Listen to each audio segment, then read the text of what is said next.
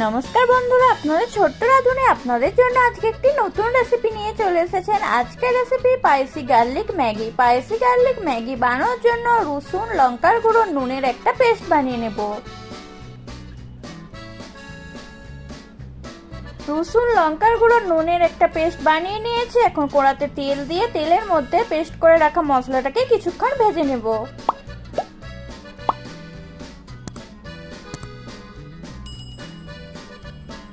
এখন ম্যাগি মশলা দিয়ে আরো কিছুক্ষণ মশলাটাকে ভালোভাবে ভেজে নেব। মশলাটা ভাজা হয়ে গেছে। এখন পরিমাণ মতো জল দিয়ে ম্যাগিটাকে কিছুক্ষণ ফুটতে দেব। এপাশে ম্যাগিটাও সিদ্ধ হয়ে গেছে আর রেডি হয়ে গেছে আমাদের স্পাইসি গার্লিক ম্যাগি।